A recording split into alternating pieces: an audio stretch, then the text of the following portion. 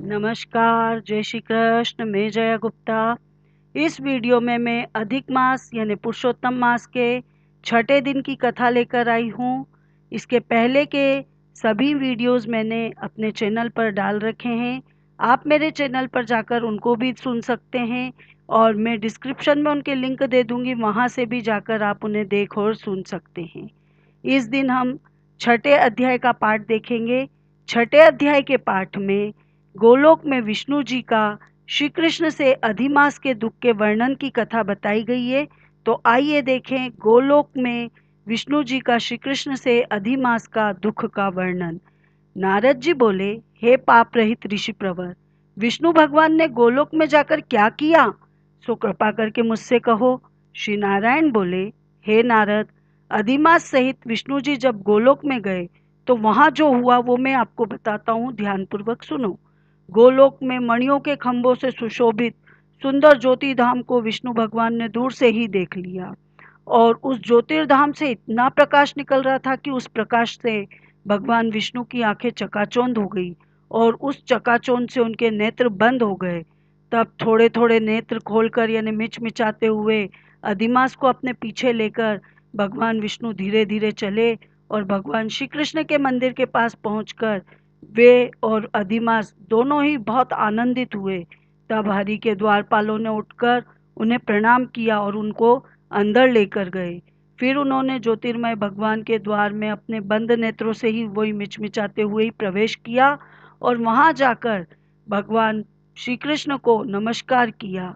रत्न जड़ित सिंहासन पर गोपियों के बीच में बैठे हुए ऐसे श्री कृष्ण के सन्मुख खड़े होते हुए रमापति विष्णु जी हाथ जोड़कर बोले, गुणों से परे गोविंद, अद्वितीय अक्षर, अव्यक्त, नाश रहित, विग्रहवान, गोप वेशधारी, बाल्यावस्था वाले, शांत, गोपीनाथ, मन को हरने वाले, नवीन मेघ के समान श्याम रूप, करोड़ों कामदेव के समान सुंदर, वृंदावन में रास मंडल में बैठे हुए, पीतांबरधारी, सौम्य मूर्ति, तिरछी मनोहर आकृति वाले, रास लीला के स्वामी, रासवासी, रासोल्लासित, दो भुजाओं वाले, हाथ में मुरली धारण करने वाले, पीले वस्त्र पहनने वाले, अच्युत भगवान मुझ पर प्रसन्न हो।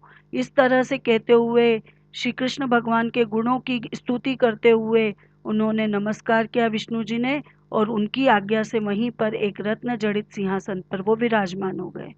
श्री नारायण बोले कि विष्णु जी द्वारा ये स्तुति जो की गई है, इस स्तोत्र पाठ को जो भी व्यक्ति प्रातःकाल उठकर पढ़ेगा उसके सारे पाप नष्ट हो जाएंगे, उसको बुरे स्वप्न दिखेंगे वो भी अच्छे फल देंगे और पुत्र पौत्र में वृद्धि होगी और गोविंद जी की भक्ति प्राप्त होगी और उसकी अपकीर्ति का नाश होकर उसकी श्रेष्ठ कीर्ति बढ़ेगी।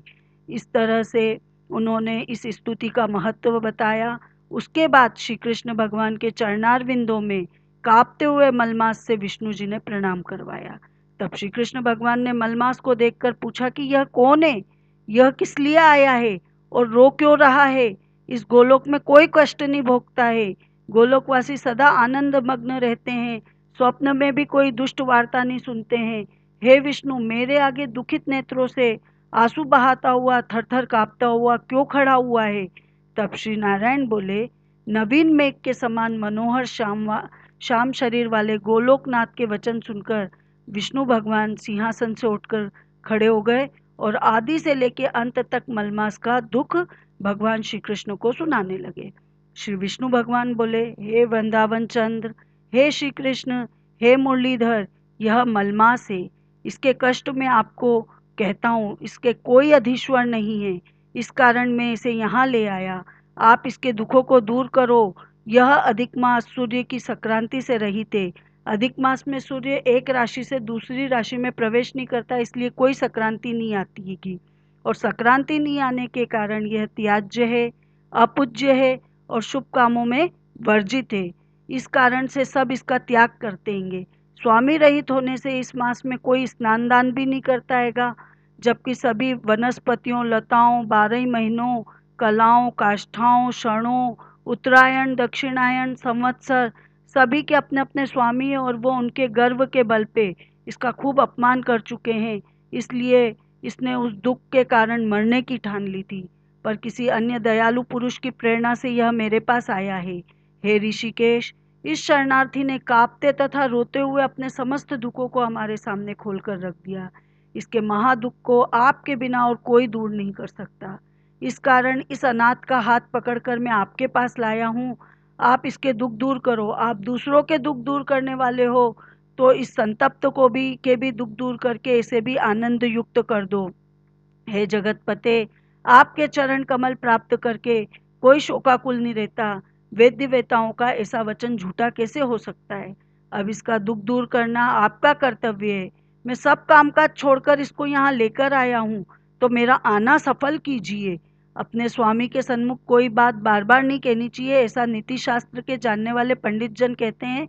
तो मैं भी अब आपसे बार बार नहीं कहूँगा। इस प्रकार अधिमास की सब कष्ट गाथा कृष्ण भगवान से कहकर विष्णु भगवान हाथ जोड़कर श्री कृष्ण भगवान के मुख कमल को खड़े होकर निहारने लगतेंगे। तो ऋषि बोले, हे सूत जी, आप श्रेष्ठ वक्ता हो। आप दीर्घ काल तक जीवित रहें। आप श्रवण करने योग्य हो, ताकि हम आपके मुखारविंद से हरि लीला रूपी कथा अमृत को सदा पीते रहें। हे सूत जी, विष्णु जी और श्री कृष्ण का संवाद विश्व का कल्याणकारी संवाद है। फिर गोलोकवासी श्री कृष्ण ने क्या कहा और क्या बताया, वह बताइए। हे सूत जी, नारद जी ने नारायण से क्या पूछा, यह भी बताइए। क्योंकि परम भागवत नारद जी के प्रति कहा हुआ नारायण का परम वचन हम तपस्वियों के लिए परम औषधि के समान होता है। इति श्री पुरुषोत्तम मास कथा षष्ठम अध्याय समाप्त। आपको मेरा ये वीडियो अच्छा लगा हो तो इसे लाइक और शेयर कीजिए। अभी तक यदि आपने मेरे चैनल को सब्सक्राइब नहीं किया है तो कृपया मेरे चैनल को सब्सक्राइब कीजिए। साथ ही बेल आइकन को हिट कीजिए, ताकि मेरे नए वीडियोस के नोटिफिकेशन आपको तुरंत प्राप्त हो। हिंदू धर्म, संस्कृति, तीज त्योहार, व्रत कथा, रीति रिवाज इत्यादि जानने के लिए मेरे साथ बने रहिए। जय श्री कृष्ण।